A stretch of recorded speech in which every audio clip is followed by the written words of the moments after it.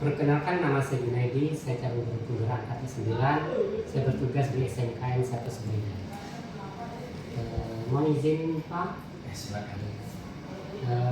mau mengganggu istirahat Bapak, karena ada sedikit yang mau saya wawancarai yang berkaitan dengan dilema etika tentang pengambilan keputusan.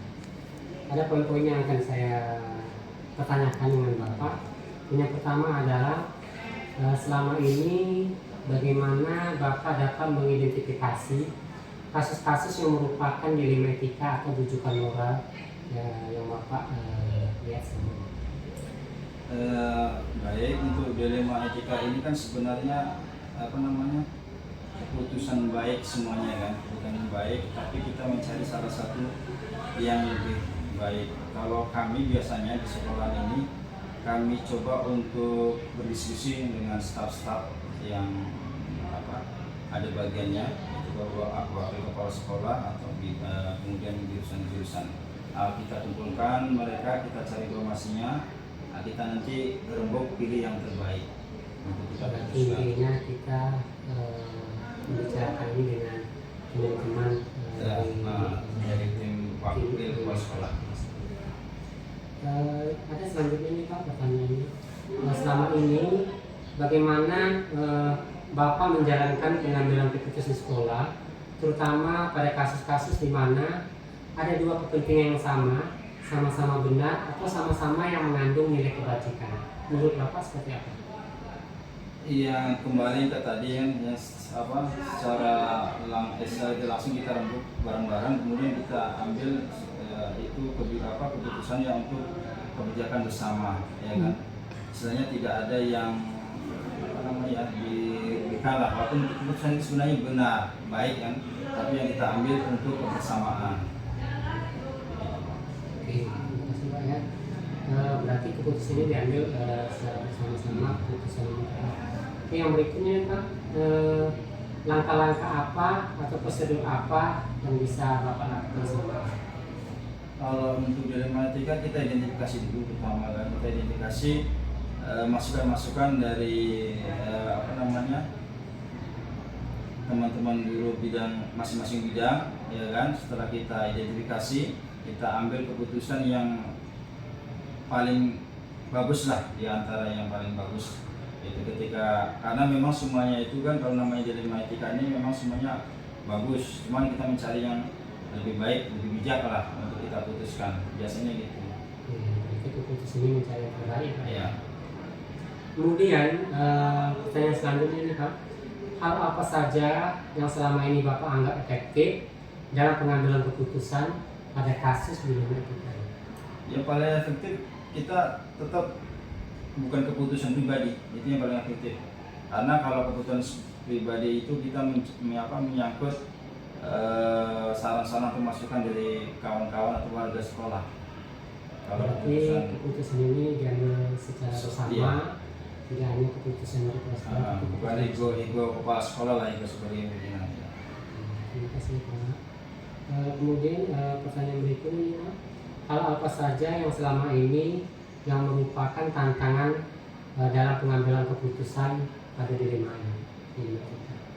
Yang paling menjadi tantangan itu ketika kita mau memutuskan ada kendala dari pihak yang kita putuskan. Misalkan seseorang kita mau putuskan nih, dia baik atau enggak, atau diteruskan atau enggak. Nah, kalau secara pribadi itu kan memang dilema kita, tapi secara organisasi, secara orientasi itu harus diputuskan, mau nggak mau. Makanya harus tetap kita mau nggak mau ya harus menyingkirkan yang namanya ego kawan, ego mungkin masih ada saudara atau apa. Itu keputusannya secara langsung Pak ya, tidak harus menunggu lama gitu Pak ya. Enggak harus. Kemudian pertanyaan berikutnya ini Pak, apakah Bapak memiliki sebuah tata kelola atau jadwal tertentu dalam sebuah penyelesaian kasus dilema ini? Kemudian apakah Bapak langsung menyelesaikan di tempat atau memiliki sebuah jadwal menyelesaikan, atau prosedur apa yang Bapak lakukan? Apakah ada jadwal atau memang secara apa yang Bapak lakukan? ada jadwal, tetap ada jadwal. Kita targetkan misalkan dalam waktu 1 minggu atau 2 minggu bahkan 1 bulan, problem atau dilema etika yang kita persoalkan misalkan itu harus tembus.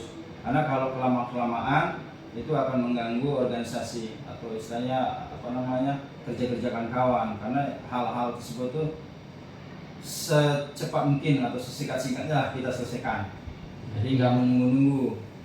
Berarti ada jadwal Pak ya? Ada jadwal. Supaya jadwal itu dia terstruktur juga dan juga acuan untuk apa yang ada di sekolah kita ya Pak ya. Oke, pertanyaan berikutnya nih Pak, adakah seorang atau faktor-faktor apa saja selama ini mempermudah atau membantu dalam pengambilan keputusan? Faktor yang mudah ya jelas itu yang kembali lagi ke tadi, yang jelas rekan-rekan dari kawan-kawan guru itu salah satu faktor yang kita bisa mengambil kesimpulan untuk memutuskan suatu permasalahan atau dilematika. Berarti kuncinya ada teman sejawat atau kepala sekolah yang bisa mempermudah kita dalam mengambil keputusan. Baik Pak, ini pertanyaan terakhir dari saya. Dari semua hal yang telah disampaikan, pembelajaran apa yang dapat dipetik dari pengalaman pada pengambilan keputusan di rumah ini? Yang jelas ketika kita membuat suatu peraturan, misalkan aturan yang ada di sekolah itu, kita harus benar-benar menerapkan job atau pekerjaan itu apa yang harus dikerjakan. Jadi ketika job itu sesuai dengan apa yang kita kerjakan, insya Allah dilema etika itu ya minim lah terjadi. Gitu. Terima kasih ya Pak. Sama-sama.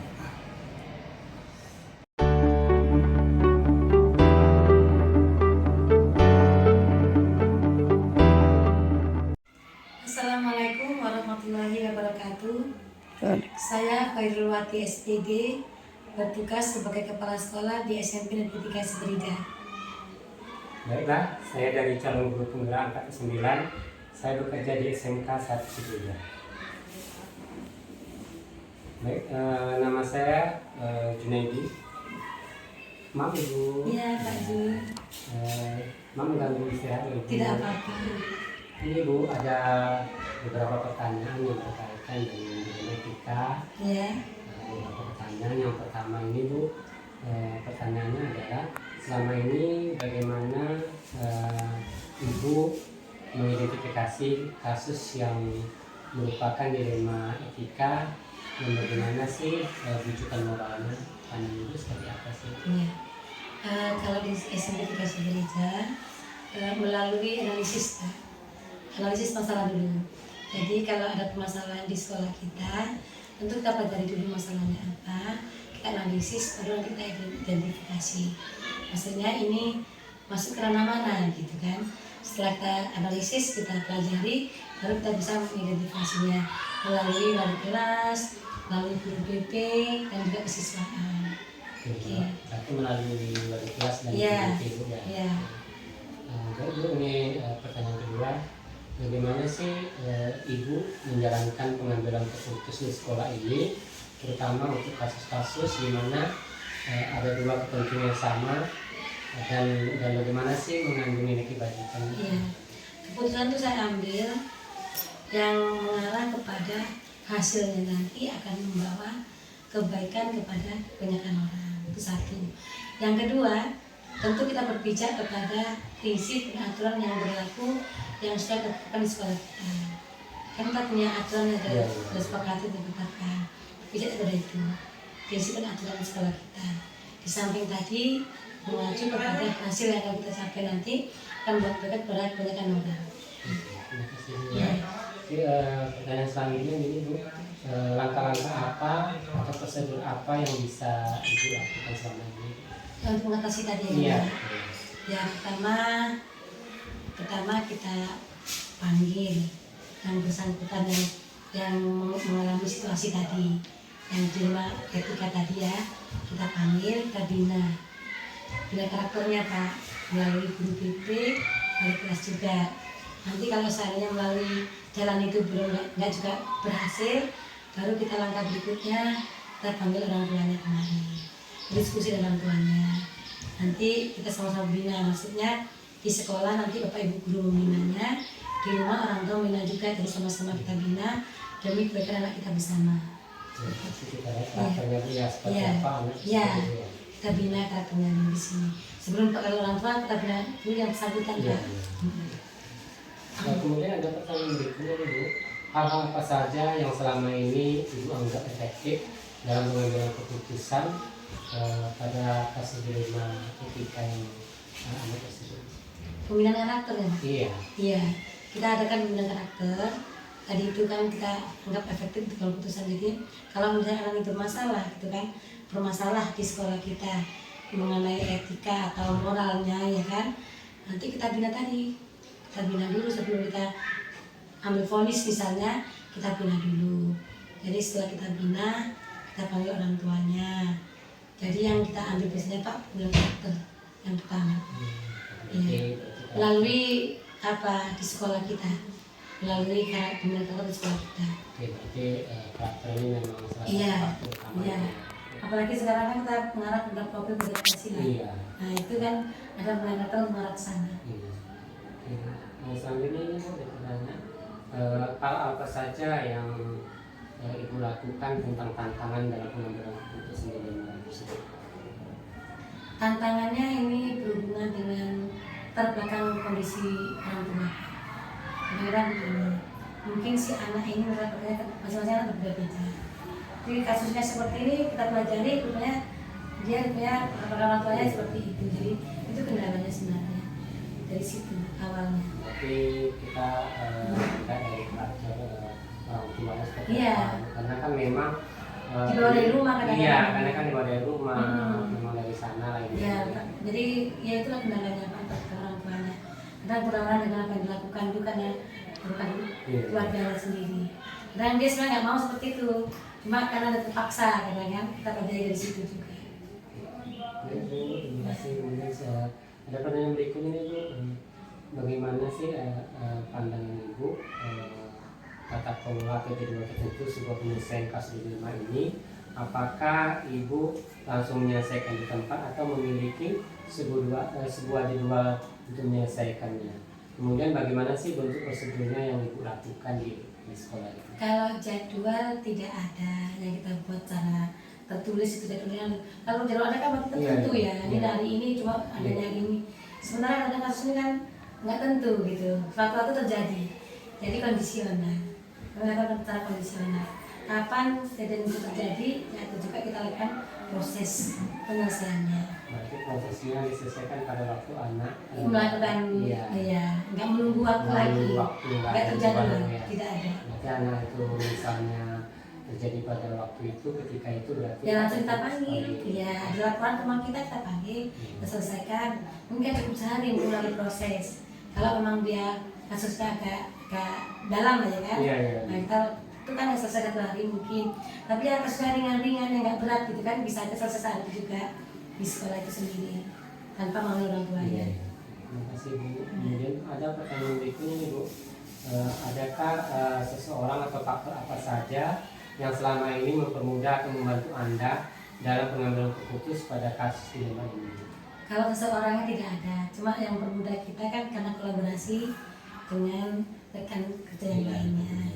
Seperti tadi ada wakil saya yang bagian kesiswaan, bagian kurikulumnya, bagian BK-nya, BP, atau wali kelasnya. Nah disitulah yang membuat kita untuk karena mereka yang lebih tahu, Iya. yang lebih tahu di sehari-harinya di kelas kan. Jadi kita tentu ingin kolaborasi dengan mereka untuk mempelajari masalah yang terjadi. Iya, ada yang membantu. Iya ada. Seperti bapak guru, Iya. bapak yang lain di sini. Kalau yang personil si ACP-nya enggak, jadi ya, ya itu tadi yang mereka kerja. Iya. Oke Bu, ini ada pertanyaan terakhir dari saya ini Bu. Dari semua hal yang telah Ibu pelajari tadi, apa yang bisa kita ambil keputusan di rumah kita ini? Jadi yang saya pelajari pengalaman yang sudah jika terjadi masalah, tentu pertama kita harus pelajari dulu masalahnya. Kita analisis dulu ya kan, kemudian baru kita ambil langkah-langkah. Apa sih penyebabnya? Kemudian siapa sih yang terlibat di dalamnya? tapi itu apa sih fakta yang terjadi sebetulnya, nah baru nanti kita ambil satu putusan karena supaya tidak merugikan yang lain gitu. Itu dapat kita ambil, jadi harus kita apa dulu, pelajari dulu ya kan, langkah-langkah tadi. Itu faktanya, Iya. kasusnya, Kasusnya, apa dulu kasusnya, yang terlibat siapa saja, penyebabnya apa, kan begitu. Kemudian faktanya apa, dapat dari dulu semuanya, baru kita ambil satu keputusan. Itu yang saya ambil dari pengalaman sesudah. Karena kalau langsung begitu dibaca sama keputusan kan nanti jangan ini merugikan yang lain gitu. Kita nggak ini merugikan yang lain. Terima kasih Bu, Ya. karena sudah memberikan kesempatan Ibu diwawancari. Terima Ya, kasih Bu. sama. Assalamualaikum. Waalaikumsalam warahmatullahi wabarakatuh.